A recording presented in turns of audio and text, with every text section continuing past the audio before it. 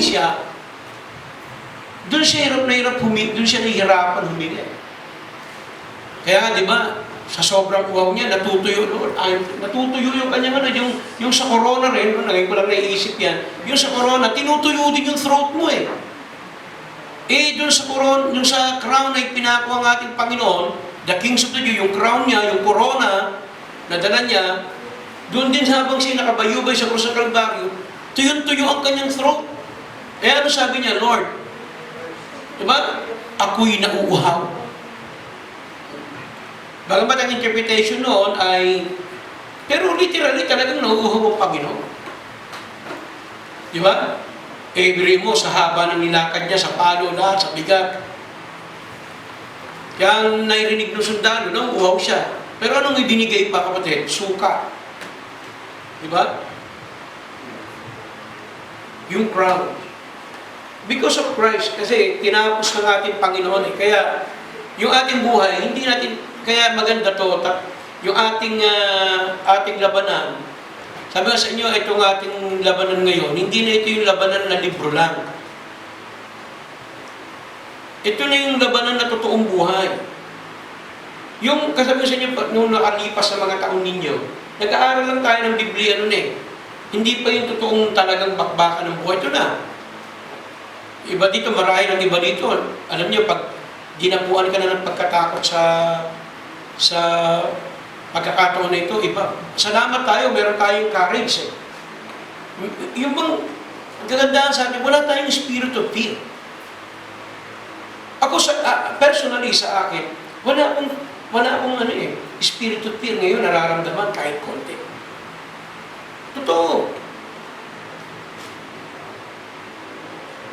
Yun ang panalangin natin na kailangan huwag mawala yun. Kasi kahit maraming problema sa mayroon kang courage sa Panginoon. Tanda niyo, di ba, sinabi ng Panginoon, siya'y napunta rito, binigyan niya tayo ng peace. Sabi niya, peace I give you. Peace I live with you.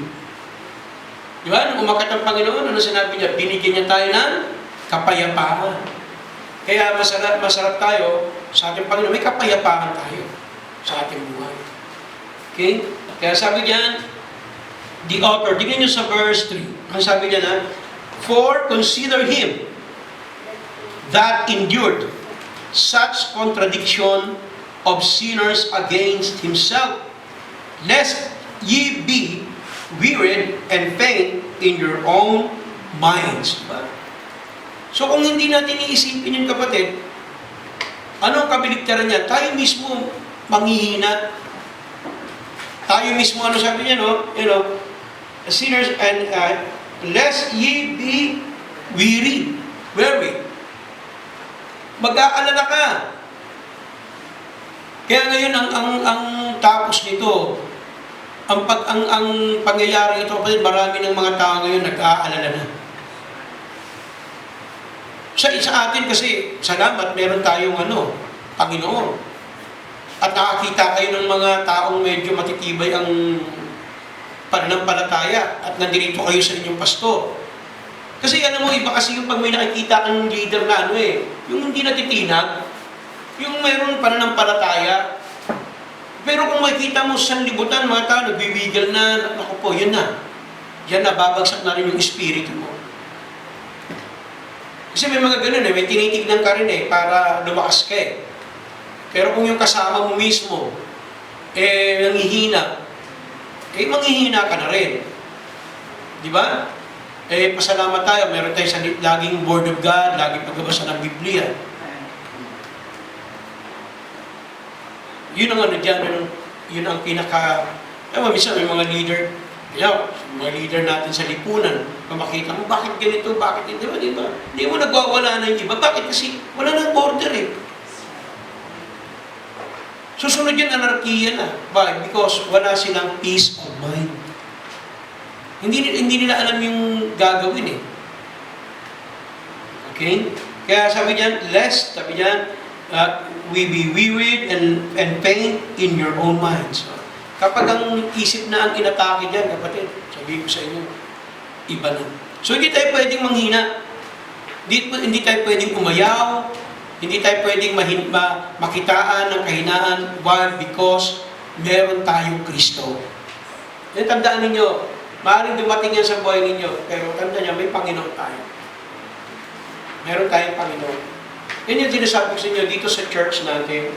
Ever since, isa lang, di ba, nabanggit ko sa inyo, there was a time na nanghinaan ako. Parang nakapila ko ng takot. Tapos, isang beses lang. Kasi na-feel ko noon na, Panginoon, hindi pala ganun kadali magpasto. Nagkaroon ako ng fear, parang nagkaroon ako ng takot. Pero, pinanalangin ko yun sa Panginoon, para alisin mo. Kaya simula nang tinanggal ng Diyos, hanggang ngayon, wala nang fear. Kasi once na dinatnan ka niyan, tanda mo, kahit gaano ka pa-powerful, pag meron ka ng fear, delikado. Unti-unti nang babagsak yun. Kaya nga, di ba, dahil tinitrain tayo ng Panginoon sa mga project, wala tayong pera, gawin yan. So that is what courage. Kaya kung walang pera, gawa ka. Tinitrain ka ng Panginoon. Ngayon, ito na yung sitwasyon. Actually, ang kalaban natin, hindi natin nakikita. Hindi mo alam eh. Tanda mo, baka nandiyan si Satan eh. Binubugaw niya yung mga coronavirus kung saan puntahan mo yan. Pinipitik niya yan, puntahan mo yan. Di ba? Kasi tandaan nyo, sinong pumapatay? Si Satanas ang pumapatay. Kaya pinipili niya yung mga, lalo na kung burara ka, hindi ka nagigit, may pitikan ka niya, nahanapin niya eh. Di ba? Kita mo, nangyari kay tandaan niyo to si Jacob, si Job. Wala namang karamdaman si Job eh. Tignan mo, pinayagan ng Panginoon, sige, huwag mo lang ng kaluluwa, sige, papayagan kita magkasakit. Di ba? Tinubuan ng bukol-bukol si Job. Hindi tayo pwedeng umatras. Number 2, nabilisan na lang natin Number 2, we can't quit because of the calling. Meron kasi tayong panawagan sa Panginoon. And I believe ngayon, baka talagang sa totoo lang, itong mga manggagawa ng Panginoon, talagang siguro, pinaseminar tayo ng Diyos. Marami kayo talaga may isip sa mga Christian. Tawa, mga pastor ngayon, yung mga worker nila, the more na natuturuan nila ng Bible. O yung mga Kristiyanong mga magulang, siguro naman po, nagkakaroon kayo ng time ng devotion sa inyong mga anak. O yung mga anak nyo na hindi nakikita, nasasabayin nyo na sa pagkain, sa panalangin. Ngayon, pwede nyo insert yung authority nyo. Iyan naman, mabuti yan para sa Panginoon naman yung ginagawa natin. Because, sabi we can quit because of the calling. In Psalm chapter 126 verse 6, tingnan niyo po.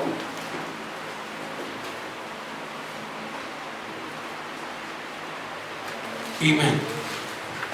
Sabi rito, he that goeth forth and weepeth bearing precious seed shall doubtless come again with rejoicing, bringing his sheep with him.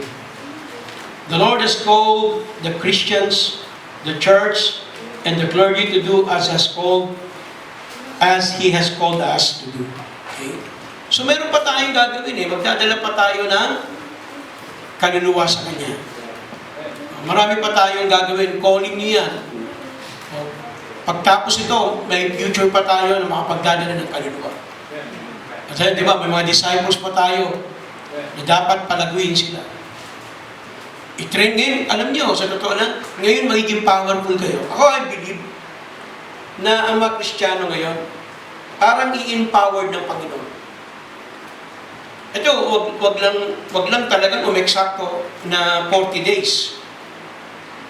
And then after 40 days, magiging maganda. Sakto yan doon sa tinatawag ng 40 days and 40 nights ng Panginoon. Ano sunod yan, kapatid? Baka yun na nga, pinaprepare na lang tayo, and then makapag-win, and then rapture na.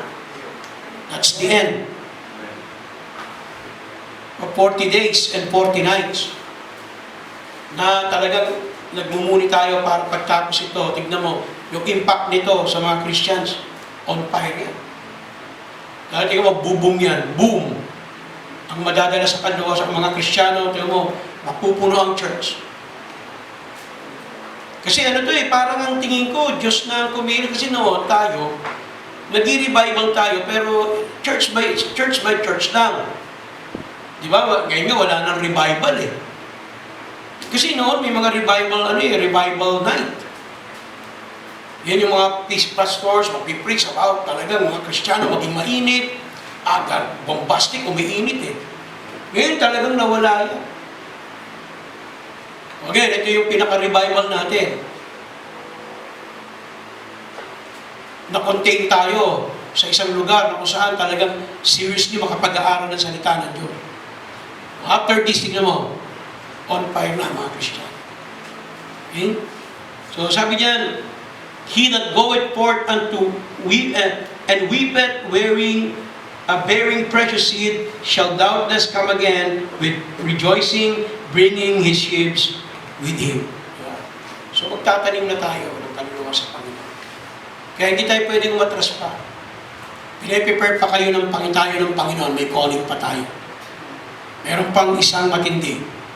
Bibigyan tayo ng grace period pa ng Panginoon para ma-exercise natin yung calling niya. Kasi, di ba, tayo kasi minsan, may mga bagay na dahil marami tayong oras, hindi natin ginagawa yung mga bagay na yun. Yung gusto natin gawin, hindi natin ginagawa. Naalala ko nga nun time, di ba si SM nga nun, tsaka si Chang, nagkahiwalay kami. Alam ni Ma'am na yun. Umiiyak ako lagi kasi naalala ko si Chang tsaka si SM. There was a time, kahit nandun kami ni Mami natin, pag sumasakay kami ng jeep, pauwi, naalala ko siya, umiiyak ako. Pinagpipray ko, sabi ko, Lord, bigyan mo ako ng isang chance pa na makapiling ko si Chang at si SM. Gusto ko silang makuha, gusto ko silang makita. Kasi bakit? Kasi yung mga panahon na hindi mo napakita yung pagmamahal mo. Hindi mo sila naalagaan.